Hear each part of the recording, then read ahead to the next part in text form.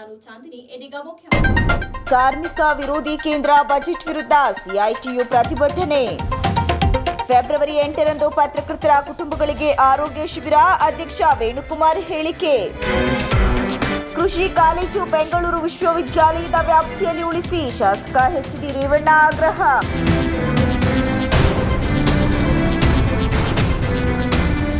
February 1, 2025ರಂದು ಮಂಡಿಸಲಾದಂತಹ ಕೇಂದ್ರ ಸರ್ಕಾರದ budget ಸಂಪೂರ್ಣವಾಗಿ ಕಾರ್ಮಿಕ ವರ್ಗದ ವಿರುದ್ಧವಾಗಿದೆ. ಕಾರ್ಮಿಕರನ್ನ ಪ್ರತಿ ಬಜೆಟ್ನಲ್ಲೂ ಕೇಂದ್ರ ಸರ್ಕಾರವು ನಿರ್ಲಕ್ಷಿಸಿದೆ. ಇದನ್ನ ಖಂಡಿಸಿ ಸಿಐಟಿಯು ನೇತೃತ್ವದಲ್ಲಿ ಹಾಸನ ಹೇಮಾವತಿ ಪ್ರತಿಮೆಯ ಮುಂದೆ ಕೇಂದ್ರ ಸರ್ಕಾರದ ಬಜೆಟ್ ಪ್ರತಿಯನ್ನ ಸುಟ್ಟು ಹಾಕುವುದರ ಮುಖಾಂತರ ಸಿಐಟಿಯು ಜಿಲ್ಲಾ ಪ್ರಧಾನ ಕಾರ್ಯದರ್ಶಿ ಎಂಬಿ ಪುಷ್ಪ ಮಾತನಾಡಿ, ಬಜೆಟ್ನಲ್ಲೂ ಕೂಡ ಈ ದೇಶದ ಸಂಪತ್ತನ್ನ ಮತ್ತು ಮಕ್ಕಳ ಭವಿಷ್ಯವನ್ನ ಸೃಷ್ಟಿಸುವ ಸ್ಕೀಮ್ಗಳಲ್ಲಿ ದುಡಿಯುವ ಕಾರ್ಮಿಕರನ್ನ ಬಜೆಟ್ ಸಂಪೂರ್ಣವಾಗಿ ನಿರ್ಲಕ್ಷಿಸಿದೆ. ಬಿಜೆಪಿ ಸರ್ಕಾರದ ಈ ನೀತಿಯನ್ನ ಖಂಡಿಸುತ್ತದೆ ಮತ್ತು ಕೇಂದ್ರ ಸರ್ಕಾರದ ಜನವಿರೋಧಿ ರೈತ ವಿರೋಧ ನೀತಿಗಳನ್ನು ವಾಪಸ್ ಪಡೆಯುವಂತೆ ಒತ್ತಾಯಿಸಿ ಹಾಗೂ ಕೇಂದ್ರ ಸರ್ಕಾರ ಬಜೆಟ್ನಲ್ಲಿ ಕೂಡಲೇ ಸ್ಕೀಮ್ ನೌಕರರಿಗೆ ವೇತನವನ್ನ ಹೆಚ್ಚಳ ಮಾಡುವಂತೆ ಆಗ್ರಹಿಸಿ ಕೇಂದ್ರ ಸರ್ಕಾರದ ಬಜೆಟ್ ಪ್ರತಿಯನ್ನ ಸುಟ್ಟು ಹಾಕುವುದರ ಮುಖಾಂತರ ವಿರೋಧ ವ್ಯಕ್ತಪಡಿಸಿದರು. ಈಗ 2025 ಫೆಬ್ರವರಿ 1ನೇ ತಾರೀಕು ಕೇಂದ್ರ ಸರ್ಕಾರ ಬಜೆಟ್ ಬಿಡುಗಡೆ ಮಾಡಿದೆ. ನಿರ್ಮಲಾ ಸೀತಾರಾಮ್ ಅವರು ಬಜೆಟ್ನ ಬಿಡುಗಡೆ ಮಾಡಿದ್ದಾರೆ. ಈ ಬಿಡುಗಡೆ ಮಾಡಿದ ಬಜೆಟ್ ಒಳಗಡೆ ಜನಸಾಮಾನ್ಯರಿಗೆ ಯಾವುದೇ ಆದಂಥ ಇದರೊಳಗೆ ಬೆನಿಫಿಟ್ ಇಲ್ಲ ಮತ್ತು ಯಾವುದೇ ಕಾರ್ಮಿಕರಿಗೂ ಕೂಡ ಇದರೊಳಗೆ ಯಾವುದೇ ಅನುದಾನಗಳು ಕೂಡ ಬಿಡುಗಡೆ ಮಾಡಿಲ್ಲ. ಈ ಬಜೆಟು ಕಾರ್ಪೊರೇಟರ ಪರವಾಗಿರೋಂಥ ಬಜೆಟ್ ಆಗಿದೆ. ಈ ಸರ್ಕಾರಗಳು ಕಾರ್ಪೊರೇಟರ ಪರವಾಗಿರೋಂಥ ಬಜೆಟ್ನ ಬಿಡುಗಡೆ ಮಾಡಿದ್ದಾರೆ. ಹಂಗಾಗಿ ನಾವು ಇವತ್ತು ಈ ಬಜೆಟ್ಗೆ ಧಿಕ್ಕಾರ ಹೇಳ್ತಾ ಇದ್ದೀವಿ ಮತ್ತು ಈ ಬಜೆಟ್ನು ಕೂಡ ಖಂಡಿಸ್ತೀವಿ. ಯಾಕೆಂದರೆ ಇವತ್ತು 80% ಮೇಲೆ ಇಡೀ ದೇಶದಲ್ಲಿ ಕಾರ್ಮಿಕರಿದ್ದಾರೆ. ಇಡೀ ಕಾರ್ಮಿಕರಿಗೆ ಯಾವ ರೀತಿಯಾದಂತಹ ಬೆನಿಫಿಟ್ಗಳನ್ನ ಈ ಬಜೆಟ್ನಲ್ಲಿ ಕೊಟ್ಟಿಲ್ಲ. ಒಂದು ಹೇಳಬೇಕು ಅಂತಂದರೆ ಅಂಗನವಾಡಿ ಕಾರ್ಯಕರ್ತರು 2018ರಲ್ಲಿ ಒಂದಷ್ಟು ಹಣನ ಬಿಡುಗಡೆ ಮಾಡಿದ್ಬಿಟ್ರೆ ಇವತ್ತು 2025 ಬಜೆಟ್ನಲ್ಲಿದ್ದೀವಿ. ಈ ಪ್ರತಿಭಟನೆಯಲ್ಲಿ ಸಿಐಟಿಯ ಮೀನಾಕ್ಷಿ ಅವರು ಹಾಗೆ ಮಧು, ಲಕ್ಷ್ಮಿ, ದ್ರಾಕ್ಷಾಯಿಣಿ, ಲೋಲಾಕ್ಷಿ, ಮಂಜುಳಾ, ಕೆಪಿಆರ್ಎಸ್ ಜಿಲ್ಲಾ ಅಧ್ಯಕ್ಷರಾದ ನವೀನ್ ಕುಮಾರ್, ಡಿವೈಎಫ್ಪಿ ಜಿಲ್ಲಾ ಕಾರ್ಯದರ್ಶಿ ನವೀನ್ ಕುಮಾರ್, ಅರವಿಂದ್ ಇನ್ನಿತರರು ಭಾಗವಹಿಸಿದರು. ಜಿಲ್ಲಾ ಕಾರ್ಯನಿರತ ಪತ್ರಕರ್ತರ ಸಂಘದ ವತಿಯಿಂದ ಫೆಬ್ರವರಿ 8ರಂದು ಹಾಸನದ ಎಂಜಿ ರಸ್ತೆಯ ಗಾಂಧಿ ಭವನ ಹಾಗೂ ಯೂತ್ ಹಾಸ್ಟೆಲ್ನಲ್ಲಿ ಮೆಗಾ ಆರೋಗ್ಯ ಶಿಬಿರ ಹಮ್ಮಿಕೊಳ್ಳಲಾಗಿದೆ ಎಂದು ಕಾರ್ಯನಿರತ ಪತ್ರಕರ್ತರ ಸಂಘದ ಜಿಲ್ಲಾ ಅಧ್ಯಕ್ಷ ಕೆಎಚ್ ವೇಣುಕುಮಾರ್ ತಿಳಿಸಿದರು. ಜಿಲ್ಲಾ ಕಾರ್ಯನಿರತ ಪತ್ರಕರ್ತರ ಸಂಘದಲ್ಲಿ ಸಂಪಾದಕರ ಹಾಗೂ ವರದಿಗಾರರ ಸಭೆಯ ಬಳಿಕ ಮಾತನಾಡಿದ ಅವರು, ಶ್ರೀ ಆದಿಚುಂಚನಗಿರಿ ವಿಶ್ವವಿದ್ಯಾಲಯ ಆಸ್ಪತ್ರೆ ಸಹಯೋಗದಲ್ಲಿ ಜಿಲ್ಲೆಯ ಎಲ್ಲಾ ಪತ್ರಕರ್ತರು ಹಾಗೂ ಜಿಲ್ಲೆಯ ಎಲ್ಲಾ ಪತ್ರಿಕಾ ವಿತರಕರು ಮತ್ತು ಕುಟುಂಬಗಳಿಗೆ ಆರೋಗ್ಯ ಶಿಬಿರವನ್ನು ಅಂದು ಬೆಳಗ್ಗೆ 8 ಗಂಟೆಯಿಂದ ಸಂಜೆ 5ರವರೆಗೆ ಆಯೋಜಿಸಲಾಗಿದೆ. ಶ್ರೀ ಡಾ ಬಾಲಗಂಗಾಧರನಾಥ ಮಹಾಸ್ವಾಮೀಜಿಯವರ ದಿವ್ಯ ಆಶೀರ್ವಾದದೊಂದಿಗೆ ಶ್ರೀ ಆದಿಚುಂಚನಗಿರಿ ಮಹಾಸಂಸ್ಥಾನ ಮಠದ ಪೀಠಾಧ್ಯಕ್ಷರಾದ ಡಾ ನಿರ್ಮಲಾನಂದನಾಥ ಮಹಾಸ್ವಾಮೀಜಿಯವರ ದಿವ್ಯ ಸಾನ್ನಿಧ್ಯದೊಂದಿಗೆ ಆದಿಚುಂಚನಗಿರಿ ಹಾಸನ ಶಾಖಾಮಠದ ಶ್ರೀ ಶಂಭುನಾಥ ಸ್ವಾಮೀಜಿಯವರ ಸಹಕಾರದಿಂದ ಶಿಬಿರ ನಡೀತಾ ಇದ್ದು, ವಿಧಾನ ಪರಿಷತ್ ಮಾಜಿ ಸದಸ್ಯ ಎಂಎ ಗೋಪಾಲಸ್ವಾಮಿ ಶಿಬಿರದ ಆಯೋಜಕರಾಗಿದ್ದಾರೆ ಎಂದು ತಿಳಿಸಿದರು. ಆದಿಚುಂಚನಗಿರಿ ಆಸ್ಪತ್ರೆ ಹಾಗೆ ಹಾಸನ ಜಿಲ್ಲಾ ಕಾರ್ಯನಿರತ ಪತ್ರ ಸಂಘದಿಂದ ಏನು ಇವತ್ತಿದೆ ಫೆಬ್ರವರಿ 8ನೇ ತಾರೀಕು ನಗರದ ಗಾಂಧಿ ಭವನದಲ್ಲಿ ಒಂದು ಮೆಗಾ ಆರೋಗ್ಯ ಶಿಬಿರವನ್ನು ಏರ್ಪಡಿಸಿದ್ವಿ.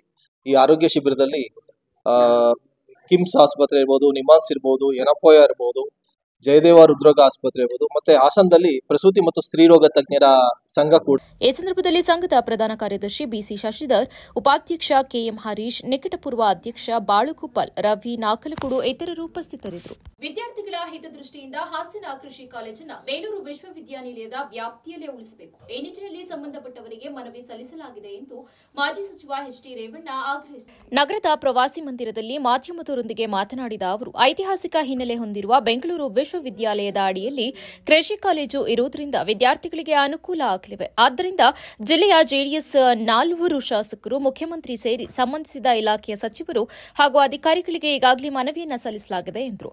ಹಾಸನ ಕೃಷಿ ಕಾಲೇಜು ಬೆಂಗಳೂರು ವಿಶ್ವವಿದ್ಯಾಲಯದ ವ್ಯಾಪ್ತಿಯಲ್ಲಿ ಇರುವುದರಿಂದ ವಿದ್ಯಾರ್ಥಿಗಳ ಓಡಾಟಕ್ಕೆ ಅನುಕೂಲ ಆಗಲಿದೆ. ಪ್ರತಿಷ್ಠಿತ ವಿಶ್ವವಿದ್ಯಾನಿಲಯವಾಗಿ ಗುರುತಿಸಿಕೊಂಡಿರುವ ಬೆಂಗಳೂರು ವಿವಿಯನ್ನ ವಿಭಾಗ ಮಾಡುವ ಕೆಲಸ ಮಾಡಬಾರದು.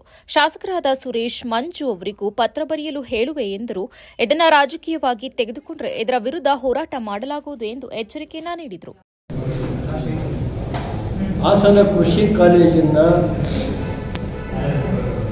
ಬೆಂಗಳೂರು ಕೃಷಿ ಕಾಲೇಜ್ ವ್ಯಾಪ್ತಿಯಲ್ಲೇ ಉಳಿಸಬೇಕು ಅಂತ ಹೇಳಿ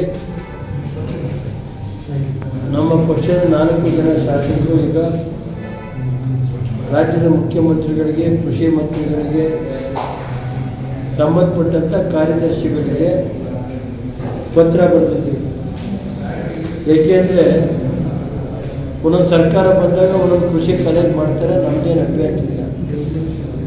ಯಡಿಯೂರಪ್ಪನವರು ಶಿವಮೊಗ್ಗಕ್ಕೆ ಮಾಡಿದ್ರು, ಆಗ ಇದನ್ನು ಸೇರಿಸಿ ಮಾಡಿದ್ರು. ಆಸ್ಥಾನ ಶಿವಮೊಗ್ಗಕ್ಕೆ ಆಗಬೇಕು ಅಂತ ಮಾಡಿದ್ರು. ನಾವಾಗ ಅಸೆಂಬ್ಲಿಲಿ ಗಲಾಟೆ ಮಾಡಿ ಅದನ್ನು 7 ಹೊತ್ತಿಗೆ ಡ್ರಾಪ್ ಮಾಡಿ ಅದನ್ನು ಇಲ್ಲೇ ಬಿಟ್ಟರು. ಈಗ ಮಂಡ್ಯದಲ್ಲಿ ಮಾಡೋದಕ್ಕೆ ಕೃಷಿ ಸಚಿವರು ಹೊರಟಿದ್ದಾರೆ. ನಮ್ಮದೇನು ಅಭ್ಯಂತರ ಇಲ್ಲ. ಕೃಷಿ ಸಚಿವರು ಗಮನಕ್ಕೂ ತಂದಿದ್ದೀನಿ, ನಾನು ಹೇಳಿದ್ದೀನಿ. ನಾನು ಇಷ್ಟೇ, ನಮ್ಮ ಏನು ಕಳೆದ 4-5 ತಿಂಗಳಿನಿಂದ ವೇತನ ನೀಡಿಲ್ಲ ಎಂದು ಆರೋಪಿಸಿ ಗುತ್ತಿಗೆ ಆಧಾರದಲ್ಲಿ ಕಾರ್ಯನಿರ್ವಹಿಸುತ್ತಾ ಇರುವ ವೈದ್ಯರು ಹಾಸನದ ಸಾಲ್ಗಾಮೆ ರಸ್ತೆಯಲ್ಲಿನ ಜಿಲ್ಲಾ ಆರೋಗ್ಯ ಈ ವೇಳೆ ಡಾಕ್ಟರ್ ಶಶಾಂಕ್ ಮಾಧ್ಯಮದವರೊಂದಿಗೆ ಮಾತನಾಡಿ, ಜಿಲ್ಲೆಯಲ್ಲಿ ಗುತ್ತಿಗೆ ಆಧಾರದಲ್ಲಿ ಕೆಲಸ ಮಾಡ್ತಾ ಇರುವ ಪ್ರಾಥಮಿಕ ಆರೋಗ್ಯ ಕೇಂದ್ರದ ವೈದ್ಯಕೀಯ ಸಿಬ್ಬಂದಿಗಳಿಗೆ ಕಳೆದ 6-7 ತಿಂಗಳಿನಿಂದ ವೇತನ ನೀಡಿಲ್ಲ. ಇದರಿಂದ ತಮ್ಮ ಕುಟುಂಬ ನಿರ್ವಹಣೆ ಕಷ್ಟವಾಗಿದೆ. ಈ ಬಗ್ಗೆ ಸಂಬಂಧಿಸಿದ ಇಲಾಖೆಯ ಅಧಿಕಾರಿಗಳು ಹಾಗೂ ಜನಪ್ರತಿನಿಧಿಗಳಿಗೆ ಮನವಿ ಸಲ್ಲಿಸಿದರೂ ಈವರೆಗೆ ನಮಗೆ ವೇತನ ನೀಡಿಲ್ಲ ಎಂದು ದೂರಿದರು.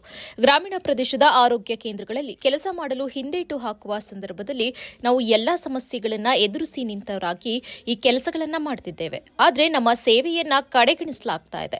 ಜನಪ್ರತಿನಿಧಿಗಳು ನಮಗೆ ವೇತನ ಕೊಡಿಸುವ ನಿಟ್ಟಿನಲ್ಲಿ ಕ್ರಮ ವಹಿಸಬೇಕು.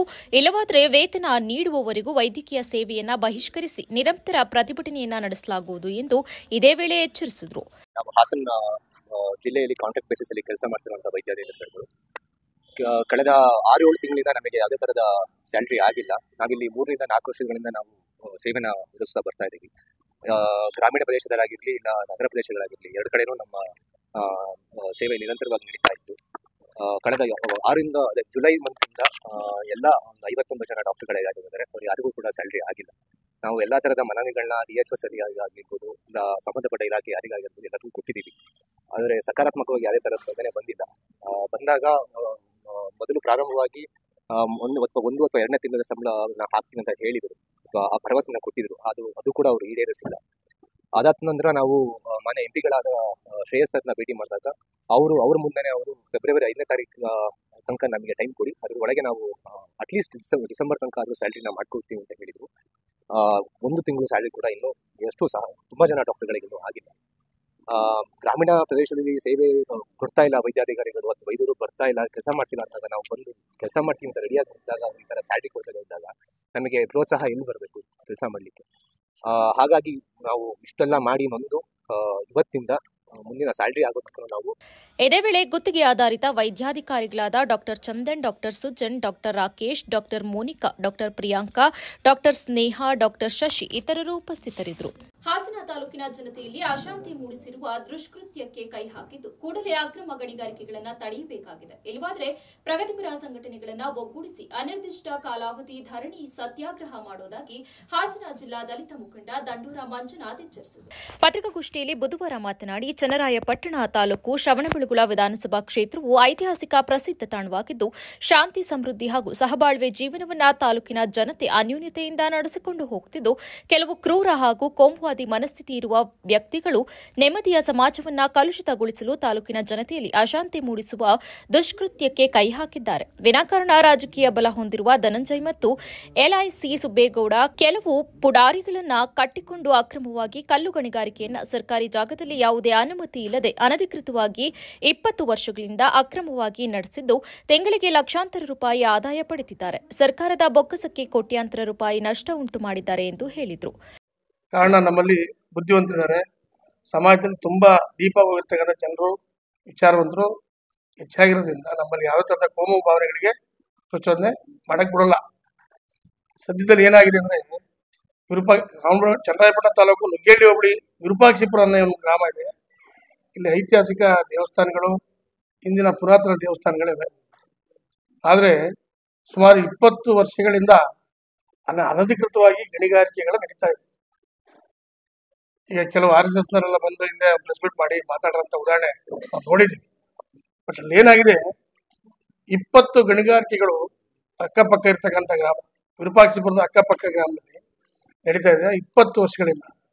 ರೆವಿನ್ಯೂ ಅಧಿಕಾರಿಗಳು ನೋಡಿದ್ರು ಸಹ ನೋಡ್ದಂಗೆ ಇವತ್ತು ಬ್ಯಾಲೆನ್ಸ್ ಮಾಡ್ಕೊಂಡು ಕೆಲಸ ಮಾಡ್ತಾರೆ. ಕಾರಣ ಇಲ್ಲಿ ರಾಜಕೀಯ ಬೆರೆಸ್ಕೊಂಡಿದೆ. ಇಲ್ಲಿ ಬದಾಢ್ಯರು ಸರ್ಕಾರಕ್ಕೆ ಯಾವುದೇ ತೆರಿಗೆ ಕಟ್ತಾರೆ, ಯಾವುದೇ ಅನುಮತಿ ಇಲ್ಲದೆ ಈ ಗಣಿಗಾರಿಕೆಯನ್ನ ನಿರಂತರವಾಗಿ ಮಾಡ್ಕೊಂಡು ಬಂದ. ಜೊತೆಗೆ ಇಲ್ಲಿ ಏನಾಗಿದೆ, ಒಂದು ಪೈಪ್ ಲೈನ್ ಹಾದು ಹೋಗಿದೆ, Mangaluru to Bengaluru gas pipe line ಹಾದು ಹೋಗಿದೆ. ಅಲ್ಲಿ ಕಲ್ಲು ಬಂಡೆ ಬ್ಲಾಸ್ಟ್ ಮಾಡಿದಾಗ ಅದ್ರ ಪಕ್ಕದಲ್ಲೇ ಹೋಗಿರ್ತಕ್ಕಂಥ ಪೈಪ್ ಡ್ಯಾಮೇಜ್ ಆದರೆ ಸುತ್ತಲಳ್ಳಿ ಜನಕ್ಕೆ ಪ್ರಾಣಹಾನಿ, ಜಾನುವಾರುಗಳು ತುಂಬಾ ಕಷ್ಟಕ್ಕೆ ಈಡಾಗಂತ ಒಂದು ಪರಿಸ್ಥಿತಿ ನಿರ್ಮಾಣ ಆಗ್ಬಹುದು. ಆದರೆ ಏನು ಮೊನ್ನೆ 23ನೇ ತಾರೀಕು ಆ ವಿರೂಪಾಕ್ಷಿಪುರದ ಗ್ರಾಮದಲ್ಲಿ ಈ ಪತ್ರಿಕಾಗೋಷ್ಠಿಯಲ್ಲಿ ಭೀಮಾರ್ಮಿ ಸಂಘಟನೆಯ ಜಿಲ್ಲಾಧ್ಯಕ್ಷ ಪ್ರಸನ್ನ, ಮಂಜುನಾಥ್, ರಂಗಸ್ವಾಮಿ, ಮುಜೀರಾ ಪಾಷಾ, ನರಸಿಂಹಯ್ಯ ಇತರರು ಉಪಸ್ಥಿತರಿದ್ದರು. ಮೈಕ್ರೋ ಫೈನಾನ್ಸ್ ಕಿರುಕುಳದಿಂದ ಆತ್ಮಹತ್ಯೆ ಮಾಡಿಕೊಂಡ ಅರಕಲಗೂಡು ತಾಲೂಕಿನ ಕೊಣನೂರು ಹೋಬಳಿ ಕಂಟೇನಹಳ್ಳಿ ಗ್ರಾಮದ ರೈತ ಮೃತ ಕೆಡಿ ರವಿ ನಿವಾಸಕ್ಕೆ ಪೊಟ್ಯಾಟೋ ಕ್ಲಬ್ ಅಧ್ಯಕ್ಷ ಎಚ್ ಯೋಗ ರಮೇಶ್ ಭೇಟಿಯನ್ನ ನೀಡಿ ಕುಟುಂಬದವರಿಗೆ ಸಾಂತ್ವನ ನೀಡಿದರು. ನಂತರ ಸುದ್ದಿಗಾರರೊಂದಿಗೆ ಮಾತನಾಡಿ, ಆಧುನಿಕ ತಂತ್ರಜ್ಞಾನದಲ್ಲಿಯೂ ರೈತರ ಆತ್ಮಹತ್ಯೆ ಪ್ರಕರಣ ತಲೆತಗ್ಗಿಸುವಂತಾಗ್ತಾ ಇದೆ. ಸರ್ಕಾರ ಈ ಸಮಸ್ಯೆ ಪರಿಹಾರಕ್ಕೆ ಬೆಂಬಲ ಬೆಲೆಯಿಂದ ಮಾತ್ರ ಸಾಧ್ಯ. ಕಾನೂನು ಕಟ್ಟಳೆಗಳಿಂದ ರೈತರ ಬದುಕು ಬದಲಾಗುವುದಿಲ್ಲ. ಬದಲಿಗೆ ಮಾರುಕಟ್ಟೆಯ ವ್ಯವಸ್ಥೆ, ಬೆಂಬಲ ಬೆಲೆ, ಗುಣಮಟ್ಟದ ಬೀಜಗಳ ಸರಬರಾಜಿಗೆ ಮುಂದಾಗಬೇಕೆಂದ ಅವರು ಕೇಂದ್ರ ರಾಜ್ಯ ಸರ್ಕಾರವನ್ನು ಒತ್ತಾಯಿಸಿದರು. ರಾಜ್ಯ ಸರ್ಕಾರ ಮೈಕ್ರೋ ಫೈನಾನ್ಸ್ ಕಿರುಕುಳ ಸಲುವಾಗಿ ಕಾನೂನು ರೂಪಿಸಲು ಮುಂದಾಗಿರುವುದು ಸ್ವಾಗತಾರ್ಹವಾದರೂ ರೈತರು ಮೈಕ್ರೋ ಫೈನಾನ್ಸ್ ಬ್ಯಾಂಕ್ಗಳಿಂದ ಪಡೆಯುವ ಕೃಷಿ ಸಾಲಕ್ಕೆ ಅತಿ ಕಡಿಮೆ ಬಡ್ಡಿ ದರದಲ್ಲಿ ಸಾಲ ನೀಡುವಂತೆ ಕ್ರಮ ಕೈಗೊಳ್ಳಬೇಕು. ಜೊತೆಗೆ ಕೈಗಾರಿಕಾ ಉದ್ಯಮಿಗಳು, ವ್ಯಾಪಾರಸ್ಥರು ಪಡೆಯುವ ಸಾಲಗಳಂತೆ ರೈತರ ಸಾಲಗಳಿಗೂ ರಿಯಾಯಿತಿ ಕಲ್ಪಿಸಬೇಕು. ಇದನ್ನು ಪಕ್ಷಾತೀತವಾಗಿ ಎಲ್ಲರೂ ಬೆಂಬಲಿಸಬೇಕೆಂದು ಆಗ್ರಹಿಸಿದರು. ಸ್ವಾಗತ ಮಾಡೋಣ, ಅದು ಬೇರೆ. ಆದರೆ ಸರ್ಕಾರದ ಜವಾಬ್ದಾರಿ, ಯಾವುದೇ ಒಂದು ಸರ್ಕಾರ ಇರ್ಬೋದು, ಇವತ್ತು ಒಂದು ಕಾಂಗ್ರೆಸ್ ಅಂತ ಹೇಳೋದು, ಆ ಸರ್ಕಾರಗಳು ಇವತ್ತು ರೈತ ಬೆಳೀತಂಥ ಬೆಳೆಗಳಿಗೆ ಬೆಂಬಲ ಬೆಲೆಯನ್ನು, ಇದು ರೈತರ 40-50 ವರ್ಷದ ಒಂದು ಪ್ರಮುಖ ಬೇಡಿಕೆ. ಅದನ್ನಿವತ್ತು ಸಂಪೂರ್ಣವಾಗಿ ಅದರ ಬಗ್ಗೆ ಸರ್ಕಾರ ಗಮನ ಹರಿಸ್ತಾ ಇಲ್ಲ.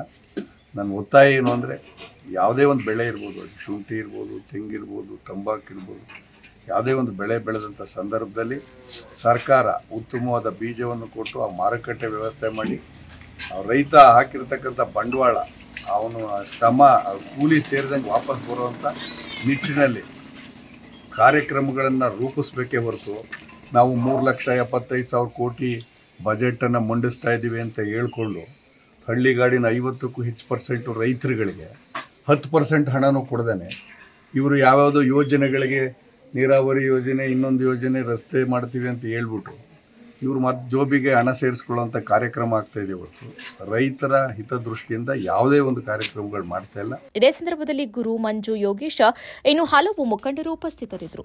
ಹಾಸನದ ಸ್ಲೇಟಸ್ ಹಾಲ್ ವೃತ್ತದ ಬಳಿ ಇರುವ ಶ್ರೀ ಗಂಧದ ಕೋಟೆ ಪಾರ್ಕ್ ಆವರಣದಲ್ಲಿ ರಥಸಪ್ತಮಿ ವಿಶೇಷ ದಿನದ ಅಂಗವಾಗಿ ಪತಂಜಲಿ ಯೋಗ ಪರಿವಾರದಿಂದ ಬುಧವಾರದಂದು ಬೆಳಗ್ಗೆ ಹಮ್ಮಿಕೊಂಡಿದ್ದ ಅಗ್ನಿಹೋತ್ರದೊಂದಿಗೆ 108 ಸೂರ್ಯ ನಮಸ್ಕಾರದಲ್ಲಿ 106 ಜನರು ಪಾಲ್ಗೊಂಡು ಯಶಸ್ವಿಗೊಳಿಸಿದರು. ಇದೇ ವೇಳೆ ಪತಂಜಲಿ ಯೋಗ ಸಂಘದ ಅಧ್ಯಕ್ಷ ಕೃಷ್ಣಪ್ಪ ಅವರು ಮಾತನಾಡಿ, ಇವತ್ತು ಸೂರ್ಯ ಜಯಂತಿಯ ಆಚರಣೆ. ಇದನ್ನ ರಥಸಪ್ತಮಿ ಎಂದು ನಮ್ಮ ಸನಾತನ ಧರ್ಮದಲ್ಲಿ ಆಚರಿಸಿಕೊಂಡು ಬಂದಿದ್ದೇವೆ. ಸೂರ್ಯ ತನ್ನ ಮುಖವನ್ನು ಉತ್ತರದ ಕಡೆಗೆ ಬದಲಿಸುವಂತಹ ಒಂದು ಸ್ಥಿತಿಯನ್ನ ರಥಸಪ್ತಮಿಯಾಗಿ ಆಚರಿಸಿಕೊಂಡು ಬರ್ತಿದ್ದೇವೆ. ಸೂರ್ಯ ಇದ್ದರೆ ನಾವು, ಸೂರ್ಯ ಇಲ್ಲದೇ ಇದ್ದರೆ ಈ ಇಡೀ ಬ್ರಹ್ಮಾಂಡವನ್ನ ನೆನಪಿಸಿಕೊಳ್ಳೋದಕ್ಕೂ ಸಾಧ್ಯವಿಲ್ಲ ಎಂದರು. 14,96,00,000 ಕಿಲೋಮೀಟರ್ ಉದ್ದದಲ್ಲಿ ಇರುವ ಹಾಗೂ ಕಣ್ಣಿಗೆ ಕಾಣುವ ಸಾಕ್ಷಾತ್ ದೇವರು ಎಂದರೆ ಸೂರ್ಯದೇವ. ಆತನಿಗೆ 108 ಸೂರ್ಯ ನಮಸ್ಕಾರ ಸಲ್ಲಿಸಿದ್ದೇವೆ. ಈ ನಮಸ್ಕಾರಕ್ಕೂ ಮಹತ್ವವಿದೆ. ಸೂರ್ಯವು ಗಾತ್ರವೂ ಕೂಡ ಬ್ರಹ್ಮಾಂಡದ ಅದ್ಭುತವಾಗಿದೆ ಎಂದು ಕಿವಿಮಾತನ್ನ ಹೇಳಿದರು. ಅನ್ನೋದು ಸೂರ್ಯ ಜಯಂತಿಯ ಒಂದು ಆಚರಣೆ. ಇದನ್ನ ಮಾಘ ಶುಕ್ಲ ಸಪ್ತಮಿ ಎಂದು ಪ್ರತಿ ವರ್ಷ ನಮ್ಮ ಸನಾತನ ಧರ್ಮದಲ್ಲಿ ಆಚರಿಸಿಕೊಂಡು ಬರ್ತಾ ಇದ್ದೇವೆ. ಸೂರ್ಯ ತನ್ನ ಮುಖವನ್ನ ಉತ್ತರದ ಕಡೆಗೆ ಬದಲಿಸತಕ್ಕಂತಹ ಈ ಒಂದು ಸ್ಥಿತಿಯನ್ನ ನಾವು ರಥಸಪ್ತಮಿಯಾಗಿ ಆಚರಿಸ್ತಾ ಇದ್ದೇವೆ. ಸೂರ್ಯನಿದ್ರೆ ಭೂಮಿ ಇದ್ರೆ ನಾವೆಲ್ಲರೂ ಕೂಡ, ಸೂರ್ಯನಿಲ್ಲದೆ ನಾವು ಇಡೀ ಇದೇ ವೇಳೆ ಪತಂಜಲಿ ವೇದ ಭಾರತೀಯ ಸಂಯೋಜಕರು ಹಾಗೂ ಮಾರ್ಗದರ್ಶಕರಾದ ಹರಿಪುರದ ಶ್ರೀಧರ್, ಯೋಗ ಸಮಿತಿ ಪರಿವಾರ ಜಿಲ್ಲಾ ಸಂರಕ್ಷಕರಾದ ಲೋಕನಾಥ್, ಜಿಲ್ಲಾ ಪ್ರಭಾರಿಗಳಾದಂತಹ ಎಂವಿ ಗಿರೀಶ್, ಭಾರತ್ ಸ್ವಾಭಿಮಾನ್ ಟ್ರಸ್ಟ್ ಜಿಲ್ಲಾ ಪ್ರಭಾರಿ ಶೇಷಪ್ಪ, ಯುವ ಭಾರತ್ ಸೇವಾ ಟ್ರಸ್ಟ್ ಸುರೇಶ್ ಪ್ರಜಾಪತಿ, ಹಾಗೆಯೇ ಕಿಸಾನ್ ಸಮಿತಿಯ ಜಿಲ್ಲಾ ಪ್ರಭಾರಿ ನಾಗೇಶ್, ಮಹಿಳಾ ಪ್ರಭಾರಿ ಶಾರದಾ ಧರ್ಮಾನಂದ್, ಹಾಗೆ ದೊರೆಸ್ವಾಮಿ ಧರ್ಮಾನಂದ್, ಮಿತ್ರ ಸಂಘದ ಮಂಜುನಾಥ್, ಗಾಯತ್ರಿ, ಮಂಜುಳಾ, ಹಾಗೆಯೇ ಧರ್ಮಾನಂದ್ ಅವರು ಇತರರು ಉಪಸ್ಥಿತರಿದ್ದರು. ಬೇಲೂರು ಭಾಗದ ಕೆಲವೆಡೆ ಕದಿಮರ ಕಣ್ಣು ಕೃಷಿಕರ ಜಮೀನು ಹಾಗೂ ಕಣದತ್ತ ಬಿದ್ದಿದ್ದು ಲಕ್ಷಾಂತರ ಮೌಲ್ಯದ ಕಾಫಿ ಕಳೆದುಕೊಂಡಂತಹ ರೈತರು ಇದೀಗ ಕರ್ನಾಟಕ ಕಾಫಿ ಬೆಳೆಗಾರರ ಸಂಘದ ಮೂಲಕ ಪೊಲೀಸ್ ಠಾಣೆ ಮೆಟ್ಟಿಲೇರಿ ದೂರು ನೀಡಿರುವ ಘಟನೆ ಬೇಲೂರು ತಾಲೂಕಿನಲ್ಲಿ ವರದಿಯಾಗಿದೆ. ತಾಲೂಕಿನ ಅರೇಹಳ್ಳಿ ಪೊಲೀಸ್ ಠಾಣೆ ವ್ಯಾಪ್ತಿಯ ನಾರ್ವೆ, ಕಡೆಗರ್ಜೆ, ಹಿರಿಗರ್ಜೆ, ಅನುಘಟ್ಟ, ಲಕ್ಷ್ಮೀಪುರ ಗ್ರಾಮದಲ್ಲಿ ಸುಮಾರು ಸರಾಸರಿ 2 ಲಕ್ಷಕ್ಕಿಂತ ಅಧಿಕ ಮೌಲ್ಯದ ಕಾಫಿಯನ್ನು ಮನೆಯ ಮುಂಭಾಗದ ಕಣದಿಂದ ಕಳವು ಮಾಡಿದ್ದು ಒಂದೆಡೆಯಾದರೆ ಇನ್ನೊಂದು ಹಲವೆಡೆ ಕಾಫಿ ತೋಟದಲ್ಲಿ ಗಿಡಗಳಿಂದ ಹಸಿ ಕಾಫಿಯನ್ನ ಸಹ ಕುಯ್ಯುವ ಮೂಲಕ ದುಷ್ಕೃತ್ಯ ಎಸಗಿದ್ದು ಬೆಳೆಗಾರರಿಗೆ ಕೈಗೆ ಬಂದ ತುತ್ತು ಬಾಯಿಗೆ ಬರಲಿಲ್ಲ ಎಂಬಂತಾಗಿದೆ. ಇದೀಗ ಬೆಳೆಗಾರರು ಅರೇಹಳ್ಳಿ ಕರ್ನಾಟಕ ಕಾಫಿ ಬೆಳೆಗಾರರ ಸಂಘದವರ ಮೂಲಕ ಪೊಲೀಸ್ ಠಾಣೆ ಮೆಟ್ಟಿಲೇರಿ ದೂರನ್ನ ನೀಡಿ ಈ ಬಗ್ಗೆ ಸೂಕ್ತ ಕ್ರಮ ವಹಿಸುವಂತೆ ಮನವಿಯನ್ನ ಮಾಡಿದ್ದಾರೆ. ಈ ವೇಳೆ ಸುದ್ದಿಗಾರರೊಂದಿಗೆ ಕಾಫಿ ಬೆಳೆಗಾರರ ಸಂಘದ ಅಧ್ಯಕ್ಷ ಬಿಪಿ ಬಸವರಾಜ್ ಮಾತನಾಡಿ, ನಮ್ಮ ಅರೇಹಳ್ಳಿ ವ್ಯಾಪ್ತಿಯ ಕೆಲವೆಡೆ ತಮ್ಮ ಮನೆಯ ಮುಂಭಾಗದ ಒಣಗಿಸಲು ರಾಶಿ ಹಾಕಿರುವಂತಹ ಕಾಫಿ ಕಳ್ಳತನವಾಗಿದ್ದು ಕದಿಮರು ಕದಿಯುತ್ತಿರುವ ದೃಶ್ಯ ಸಿಸಿ ಕ್ಯಾಮೆರಾದಲ್ಲಿ ಸೆರೆಯಾಗಿದೆ. ಇನ್ನೊಂದೆಡೆ ಮನೆಯೊಳಗಿನಿಂದ ರೈತರು ಪ್ರತ್ಯಕ್ಷವಾಗಿ ನೋಡಿರುವುದು ಸಹ ಹೌದು. ಈ ಸಂಬಂಧ ಪೊಲೀಸ್ ಠಾಣೆಯಲ್ಲಿ ದೂರು ನೀಡಿದ್ದು ಈ ಬಗ್ಗೆ ಸೂಕ್ತ ರೀತಿಯಲ್ಲಿ ಪರಿಶೀಲಿಸಿ ಕಳೆದು ಹೋಗಿರುವಂತಹ ಕಾಫಿಯನ್ನ ರೈತರಿಗೆ ಹಿಂತಿರುಗಿಸಿ ತಪ್ಪಿತಸ್ಥರ ವಿರುದ್ಧ ಕಾನೂನು ಕ್ರಮವನ್ನ ಕೈಗೊಂಡು ಬೆಳೆಗಾರರಿಗೆ ನ್ಯಾಯ ಒದಗಿಸಬೇಕೆಂದು ಮನವಿಯನ್ನ ಮಾಡಿದರು. ಏನಿಲ್ಲಿ ಮಲ್ಸವರ ಆಗಿರ್ಬೋದು, ಗರ್ಜೆ ಆಗಿರ್ಬೋದು, ಮತ್ತು ಈ ನಾರ್ವೆ ಆಗಿರ್ಬೋದು, ಮತ್ತು ಅರೇಲಿ ಆಗಿರ್ಬೋದು, ಇನ್ನೂ ಸುತ್ತಮುತ್ತ ಹಲವಾರು ಕಾಫಿ ಕಳ್ಳತನ ಆಗ್ತಿದೆ. ಹಾಗೆಯೇ ಕಂಪ್ಲೇಂಟ್ ಕೊಡೋಕ್ಕೆ ಬಂದಿದ್ವಿ. ಅವರು ಪೊಲೀಸರು ಚೆನ್ನಾಗಿ ರೆಸ್ಪಾನ್ಸ್ ಕೂಡ ಮಾಡಿದ್ದಾರೆ. ಹಾಗೆಯೇ ಮೊನ್ನೆ ನಾರ್ವೆಗೆ ಕಳ್ಳತನ ಆದಂಥ ಸಮಯದಲ್ಲಿ ಫೋನ್ ಮಾಡಿ ಮುಂಚೆ ಬಂದಿದ್ದಾರೆ. ಅವರಿಗೆ ನಾನು ಅದೇ ಕರ್ನಾಟಕ ಪೊಲೀಸರಿಗೆ ಅಭಿನಂದನೆ ಸಲ್ಲಿಸ್ತಾ ಹಾಗೆ ಇನ್ನೂ ಹೆಚ್ಚು ರಕ್ಷಣೆ ಕೊಡಬೇಕು. ಹಾಗೆಯೇ 2 ಸಲ CC ಕ್ಯಾಮ್ರಾ ಇರೋದಿಲ್ಲ, ಎಲ್ಲ ನೋಡ್ಬೋದು, ಬಂದೂಕ ಇರೋದಿಲ್ಲ, ಕೆಲವೇ ಕೆಲವು ದಿನಗಳು ಮಾತ್ರ ಬಂದೂಕ ಇದೆ. ಹಾಗಾಗಿ ಬಂದೂಕ ಇಲ್ಲದಿರೋ ಕಾರಣದಿಂದ ಯಾರು ವೀರ್ತಿರ್ತಾರೆ, ಯಾರು ಬಡವರು ಇರ್ತಾರೆ ಅಂಥದ್ದು ಮಾತ್ರ ಕಳ್ಳತನ ಮಾಡ್ತಿದ್ದಾರೆ. ಹಾಗಾಗಿ ಪೊಲೀಸರನ್ನ ಆದಷ್ಟು ಇಲ್ಲಿ ರಕ್ಷಣೆ ಕೊಡಬೇಕು, ಈ ಕಳ್ಳತನ ಆಗದಂತೆ ತಡಿಬೇಕು ಅಂತೇಳಿ ಈ ಮೂಲಕ ಒತ್ತಾಯ ಮಾಡಿದ್ದಾರೆ. ಈ ಸಂದರ್ಭದಲ್ಲಿ ಈ ವೇಳೆ ಕಾಫಿ ಬೆಳೆಗಾರರ ಸಂಘದ ಉಪಾಧ್ಯಕ್ಷರಾದ ಶಾರಿಫ್ ಫರ್ಹಾನ್, ಹಾಗೆ ಕಾರ್ಯದರ್ಶಿ ಕೆಬಿ ಪುಟ್ಟರಾಜು, ಯುಪಿ ಮಲ್ಲೇಶ್, ಸಂಜಯ್, ವಿಶ್ವನಾಥ್ ನಾಯಕ್, ರಘು, ಕಿಶೋರ್ ಸೇರಿದಂತೆ ಸಂಘದ ಪದಾಧಿಕಾರಿಗಳು, ಬೆಳೆಗಾರರು ಹಾಗೂ ಇತರರು ಹಾಜರಿದ್ದರು. ಬೇಲೂರು ತಾಲೂಕಿನ ಅಕ್ಕಿಹಳ್ಳಿ ಸಮೀಪದ ಸಿಲ್ವರ್ ಸ್ಟ್ಯಾಂಡ್ ಕ್ರಷರ್ಗೆ ಹೋಗುವ ದಾರಿಯಲ್ಲಿ ಟ್ರ್ಯಾಕ್ಟರ್ ಪಲ್ಟಿಯಾಗಿ ಚಾಲಕ ಸ್ಥಳದಲ್ಲಿ ಮೃತ. ಮಲ್ಲಾಪುರ ಗ್ರಾಮದ 24 ವರ್ಷದ ಸಂಜು ಮೃತ ದುರ್ದೈವಿ. ಕ್ರಷರ್ನಿಂದ ತುಂಬಿಕೊಂಡು ಬರುವಾಗ ರಸ್ತೆ ವ್ಯವಸ್ಥೆ ಸರಿಯಿಲ್ಲದ ಕಾರಣ ಟ್ರ್ಯಾಕ್ಟರ್ ನಿಯಂತ್ರಣ ಕಳೆದುಕೊಂಡು ಪಲ್ಟಿಯಾಗಿದೆ. ಸಂಜು ಟ್ರ್ಯಾಕ್ಟರ್ ಅಡಿಯಲ್ಲಿ ಸಿಲುಕಿ ಮೃತಪಟ್ಟಿದ್ದಾನೆ. ಕ್ರಷರ್ ಮಾಲೀಕರು ಸಮರ್ಪಕ ರಸ್ತೆ ವ್ಯವಸ್ಥಿತವಾಗಿ ನಿರ್ಮಿಸಿದ ಕಾರಣ ದುರ್ಘಟನೆ ಸಂಭವಿಸಿದೆ ಎಂದು ಸ್ಥಳೀಯರು ಆಕ್ರೋಶವನ್ನು ವ್ಯಕ್ತಪಡಿಸಿದ್ದಾರೆ.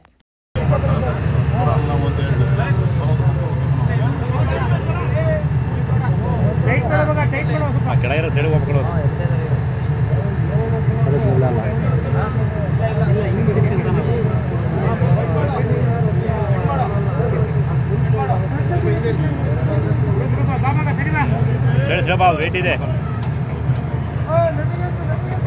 ಹೆಂಗೆ ತಗೊಳ್ಳೋ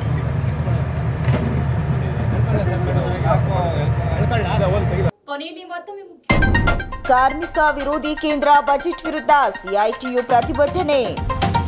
ಫೆಬ್ರವರಿ 8ರಂದು ಪತ್ರಕರ್ತರ ಕುಟುಂಬಗಳಿಗೆ ಆರೋಗ್ಯ ಶಿಬಿರ, ಅಧ್ಯಕ್ಷ ವೇಣುಕುಮಾರ್ ಹೇಳಿಕೆ. ಕೃಷಿ ಕಾಲೇಜು ಬೆಂಗಳೂರು ವಿಶ್ವವಿದ್ಯಾಲಯದ ವ್ಯಾಪ್ತಿಯಲ್ಲಿ ಉಳಿಸಿ ಶಾಸಕ ಎಚ್.ಡಿ. ರೇವಣ್ಣ ಆಗ್ರಹ.